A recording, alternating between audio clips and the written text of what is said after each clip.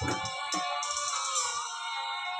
gaviota necesita de su mar para vivir, para vivir.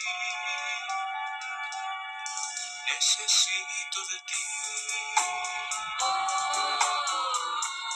Como la golondrina necesita de su viento a su favor para jugar.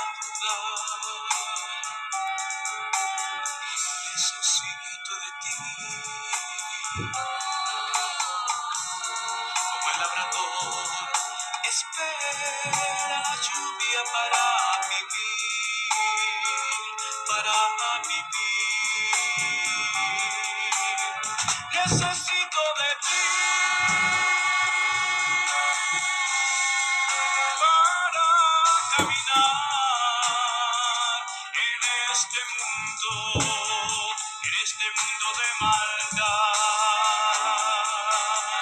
Necesito de ti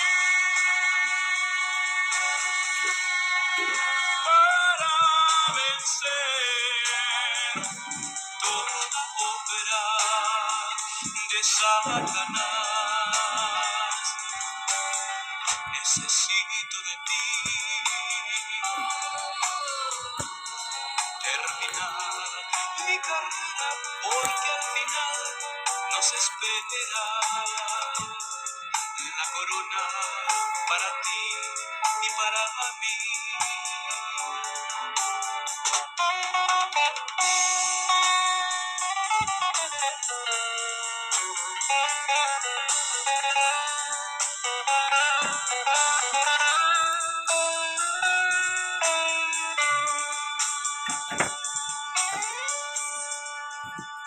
Necesito de ti. Su voz para anunciar que tú vienes pronto a tu iglesia a buscar. Necesito de ti. Su valor para predicar a mis amigos de allí. Necesito de ti. Presentarme como obrero aprobado delante de ti, delante de ti. Necesito de ti para caminar en este mundo de maldad. Necesito de ti para vencer toda obra de Satanás. Necesito de ti terminar mi carrera, porque al final nos espera la corona para ti y para mí.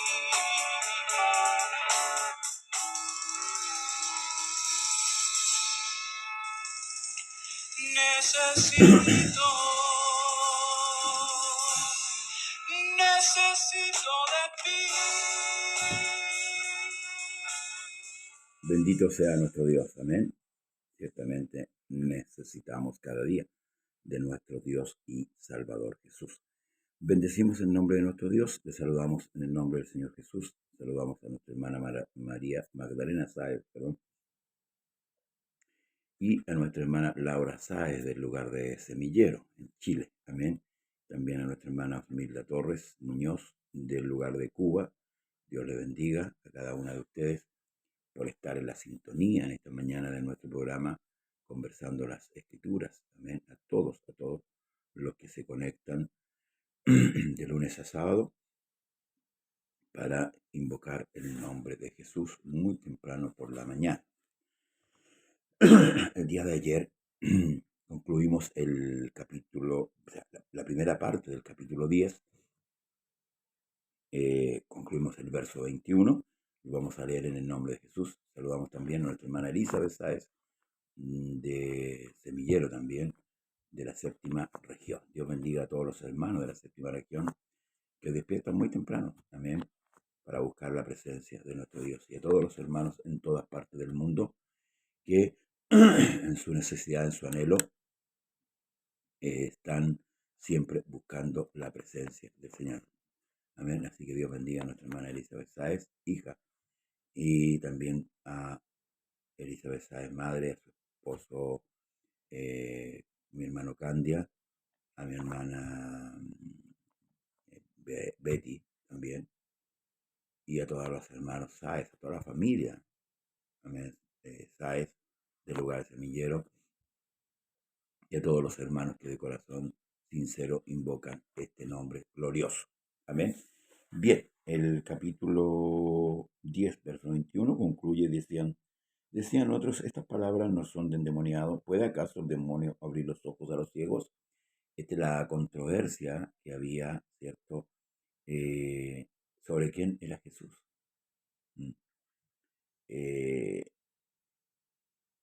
San Javier, la hija ya.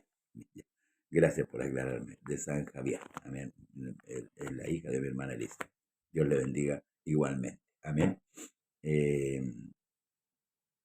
Celebrase en Jerusalén la fiesta y la dedicación. Era invierno.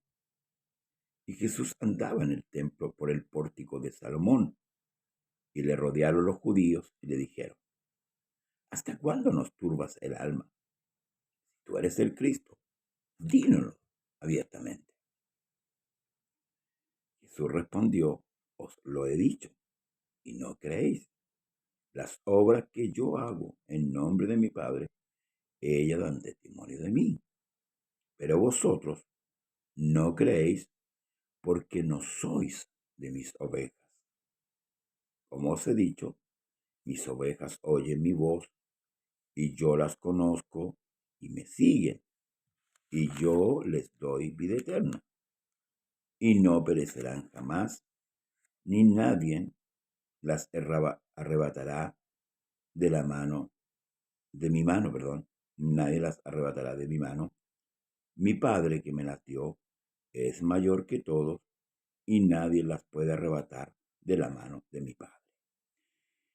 Concluye con el verso 30, dice: yo y el Padre uno somos.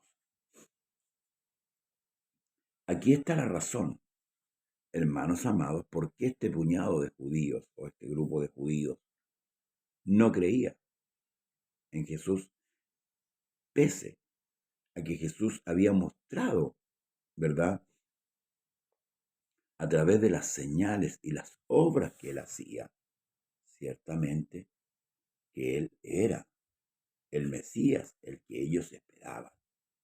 No sé qué señal ellos esperaban más de la que él había hecho.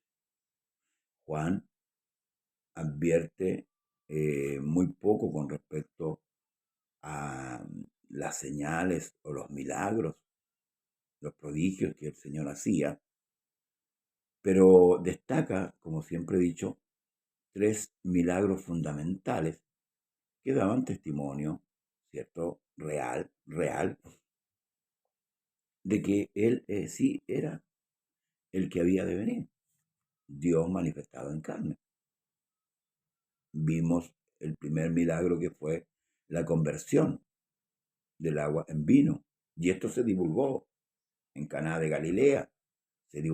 Lo que Jesús hacía, hermanos amados, no era una cosa que quedaba ahí, se divulgaba por todas las ciudades de Israel. Esto era, como nosotros decimos aquí en Chile, un secreto a voces. Ese fue la primera señal que Jesús muestra, hermanos amados.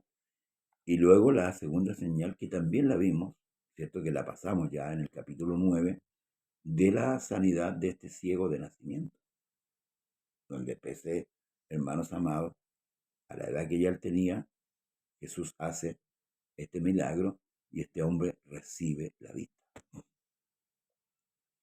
nos queda ver una, que ya viene la próxima semana, que es la resurrección de Lázaro.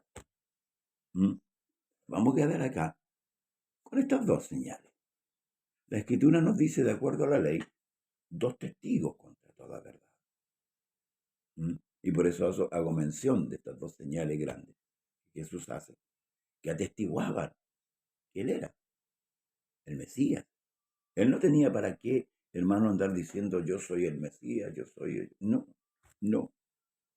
Habían dos testigos fundamentales, aparte de estas obras, que avalaban, hermanos amados, que Él era el Mesías. Juan el Bautista lo identifica como el Mesías, el que viene tras mí, el cual está antes que yo, el cual yo no soy digno de desatar la correa de su sandalia.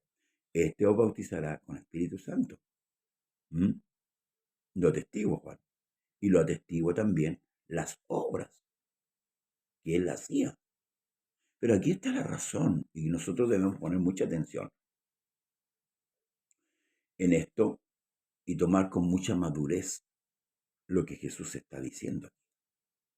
Que luego nosotros nos vamos a encontrar en las epístolas, que son, como he dicho, la doctrina de la iglesia, que a nosotros, hermanos amados, nos da la seguridad de que estamos en el verdadero. Esto lo dice la Escritura. El Hijo de Dios ha venido a dar testimonio de la verdad. ¿Y por qué Hijo? Porque fue manifestado en carne. Pero aquí está la razón. Jesús le respondió, os lo he dicho, y no creéis. ¿Cómo hablaba Jesús? Se lo vuelvo a decir. Jesús solamente a dos personas se identifica como el gran yo soy, que es la mujer samaritana, ¿verdad? Cuando ella le pregunta que había de venir el Cristo y él le iba a enseñar todas las cosas, él le dice, el que habla contigo es, y al ciego de nacimiento, que le dice, yo soy. Lo vimos en el capítulo 9. Son detalles fundamentales, hermanos amados, para ir constituyendo en nosotros una fe viva, una fe verdadera, no una fe religiosa, una fe, hermanos, que se sustenta a la luz de la palabra. Nosotros no creemos al voleo, no creemos, hermanos, por si acaso. Nosotros creemos en lo que la Escritura dice. Y aquí hay que analizar lo que Jesús está diciendo. Dice, os he dicho y no creéis, las obras que yo hago en nombre de mi Padre, ellas dan testimonio de mí, ¿ve? O sea, qué mayor aval tenía el Señor delante de la gente, que todo lo que tenía le respaldaba. Las obras y Juan el Bautista, que había testificado, porque se hablaba también en el Antiguo Testamento que vendría uno, el cual allanaría el camino al Señor, que haría volver el corazón de los hijos a los padres y el corazón de los padres a los hijos. Porque la situación que había en Israel cuando Jesús llega, hermanos amados, una situación ciertamente como la de hoy. Pero Jesús viene a Israel, viene a su pueblo. Él no traspasa la frontera. Luego el Evangelio sí traspasa la frontera, porque aquí viene la orden, hermanos amados, de predicar el Evangelio a toda criatura. El que creyere y fuere bautizado sería salvo, mas el que no creyere sería condenado. Y aquí está, dice, pero vosotros no creéis. El peor pecado del hombre, hermanos amados, es la incredulidad.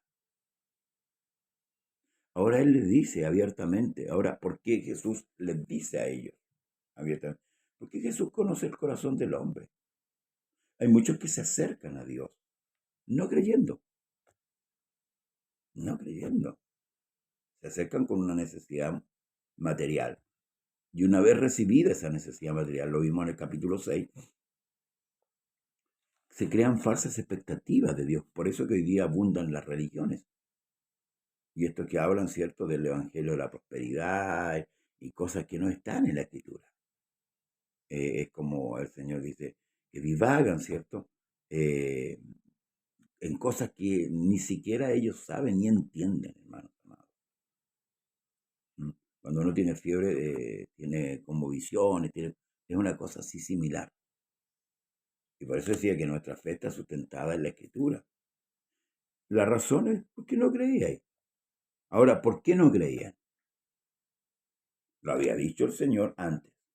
Mis ovejas oyen mi voz y me siguen. Porque las ovejas, las verdaderas ovejas del Señor, conocen la voz de su pastor. Y aquí lo ratifica el Señor. Dice, pero vosotros no creéis porque no soy de mis ovejas, como os he dicho. Categórico. Si bien es cierto, escuche bien esto, y esto es algo de madurez. El Evangelio es para que todos sean salvos. Escuche bien, para que todos sean salvos. Pero lamentablemente, no todos, no todos van a ser salvos. ¿Por qué? Porque Dios así lo quiere. No, no, no, no. Por la incredulidad. Por la incredulidad. Por eso es que Pablo dice que los judíos piden señales y los griegos sabiduría. Aquí, ¿por qué Pablo habla de estas dos culturas, hermanos amados? Y aquí tenemos que ir al génesis, a la raíz de este asunto. A los griegos no les fue mostrado. Por eso que no les fue revelado Dios a ellos. ¿Por qué razón? Por eso los griegos son los grandes pensadores. Ellos ocuparon mucho la mente. Y en su imaginación imaginaban a Dios. ¿Ya? Pero a los judíos les fue manifestada la verdad de Dios para que ellos se la manifestasen al mundo. Esa fue la razón que Dios primero trata con un hombre, luego trata con una familia y luego trata con un pueblo. Usted tiene que ir viendo la secuencia de lo que Dios va haciendo. Recuerde que el mundo antiguo, ¿cierto? El de Adán y Eva, que fue, hermanos, enjuiciados por Dios, salvando Dios a 8 personas, el Noé y su familia, ¿verdad? Luego de Noé, Dios empieza un trato nuevo con el hombre. Y ahí es donde llama a Abraham de Ur de los Caldeos, ¿cierto? Y Abraham le creyó a Dios, le fue contado por justicia y Dios empieza a hacer una obra. Entonces, ¿cuál es la razón por la cual estos hombres, hermanos amados, no querían oír la voz de Dios? Es porque no creían y porque no eran de las ovejas. No eran de las ovejas del Señor. Acuérdese de lo que el Señor dijo con respecto a nosotros y gloria a Dios por esto. Tengo otras ovejas que no son de este redil. Amén. Dice, yo soy el buen pastor. Dice, perdón, aquí está. También tengo otras ovejas que no son de este redil. Aquellas también debo traer y oirán mi voz y habrá un rebaño y un pastor. Oirán mi voz. Dios procurará que usted y yo conozcamos la voz de Dios. Entonces, hermanos, nosotros debemos regocijarnos y alegrarnos que Dios nos ha tomado en cuenta como ovejas. Amén. Entonces, hermanos amados, ellas dan, perdón, como se ha dicho, mis ovejas oyen mi voz y yo las conozco y me siguen. Gloria al Señor. Usted de repente ve gente que pasa por las iglesias y no vuelve nunca más. Y uno habla de ellos como los descarriados. Hay gente que va a pasar solamente. Hay gente que tiene un vago concepto con respecto a la fe. Lamentablemente la iglesia romana, que impuso su ideología durante siglos y abarcó la mente de mucha gente, ¿qué le creyó? ¿Sí? ¿Qué le creyó? La iglesia romana no es la iglesia de Dios. Y yo se lo puedo comprobar históricamente y bíblicamente, por su doctrina y por el día de su nacimiento. Que la iglesia romana nace en el año 325 aproximadamente. Entonces no podemos perder, ni siquiera pensar que es la iglesia de Dios. Dios bendiga a nuestra hermana Eli Alvarado. Mis ovejas oyen mi voz y yo las conozco y me siguen. Ahí está la clave. Por eso que Jesús habla de que el que persevere hasta el fin, este será salvo.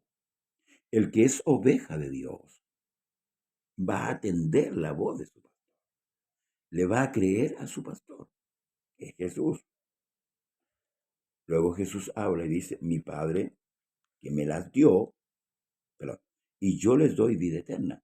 Escuche bien, y esto es maravilloso, porque esto nos debe causar a nosotros gran gozo. Dice, y yo les doy vida eterna, y no perecerán jamás, ni nadie las arrebatará de mi mano. Nadie las va a sacar de ahí de la mano del Señor, y Él no está mintiendo de esto. Amén. Por eso que cuando habla en Mateo 24 dice que tratará de engañar aún a los escogidos. Tratará, pero no habrá engaño. El que es de Dios, palabra de Dios, oye, y conoce la voz de Dios, sabe cuando Dios le está hablando, y hay muchos que hablan de Dios. Muchas doctrinas falsas, ideologías que han penetrado a la iglesia. Pero el que es oveja de Dios sabe distinguir y sabe oír la voz de su pastor. Entonces, luego dice, mi Padre que me las dio, aquí habla como hombre, mi Padre que me las dio, es mayor que todos y nadie las puede arrebatar de la mano de mi Padre. Primero él dice que están en sus manos y luego dice que están en las manos de su Padre. Esto muestra, hermanos amados, si analizamos en profundidad, que Él es Dios. Porque aquí es donde Él habla como Dios y como hombre. Dios bendiga a nuestro hermano Mario Bustos y a su esposa Celsa. Aquí es donde Dios habla como Dios y como hombre. ¿Para qué? Por eso que el que es de Dios, palabra de Dios, oye, hermanos amados, esto nos tiene que dar plena seguridad, plena confianza, no en nosotros, no, en aquel que nos sustenta, en aquel que nos puso en su mano. Fíjese que de Israel dice que te tengo esculpido en la palma de mi mano. Y aquí dice que estamos en su mano. Somos parte de esa bendición maravillosa. Por eso no debemos desechar, hermanos amados, por estas cosas mundanales. La gracia de nuestro Dios que se ha manifestado en favor de nuestra alma, de su alma y de mi alma.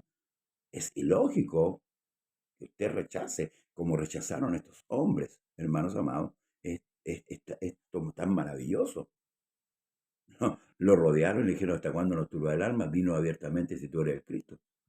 Pero Jesús hablaba con sus obras, enseñaba la doctrina y hablaba con sus obras. Por eso que Lucas dice que cuando él empieza su relato, dice lo que empezó a hacer y a enseñar. Entonces, este era el lenguaje de Cristo, el hacer y enseñar. Entonces los judíos volvieron a tomar piedras para apedrearle. Se sentían ofendidos. Amén. Porque el que se siente ofendido, hermano, lo único que quiere es eliminar a aquel que lo ofendió. ¿Verdad? Entonces se tomaron piedras para apedrearle. Jesús le respondió, muchas buenas obras os he mostrado de mi Padre. ¿Por cuál de ellas me apedreáis? Buena la pregunta. Muy buena la pregunta que le hace el Señor. Le respondieron los judíos diciendo, por buena obra no te apedreamos, sino por la blasfemia, porque tú siendo hombre te haces Dios. Jesús le respondió, no está escrito en vuestra ley, yo dije, dioses soy. Yo dije, dioses soy. Y esto lo podemos ver en el Salmo 82, veámoslo. Amén. Para que nos gocemos un poco, hermanos amados, en la palabra de nuestro Dios. Salmo 82. Aleluya. Dice el verso 6. Aleluya, gloria al Señor. Dios bendiga a todos los que se han ido incorporando a la sintonía este día sábado. Yo dije, vosotros sois dioses, pero con minúscula, con minúscula. Y todos vosotros hijos del Altísimo, pero como hombre moriréis, y como cualquiera de los príncipes caeréis. Dios bendiga a nuestra hermana María Muñoz. Dioses con minúscula. Ellos se ofendían porque él decía de ser el Hijo de Dios. Sin embargo, él le había dado un título a ellos como dioses. Entonces, si llamó dioses a aquellos a quienes vino la palabra de Dios, y la escritura no puede ser quebrantada, al que el Padre santificó y envió al mundo, vosotros decís, tú blasfemas porque dije, Hijo de Dios soy. Si no hago las obras de mi Padre, no me creáis. No me creáis. Volvemos un poquito a hacer un resumen. Dios está siendo avalado, Jesús está siendo avalado como el Mesías por todas estas obras y estas señales que había ya hecho. Ya había un camino muy recorrido.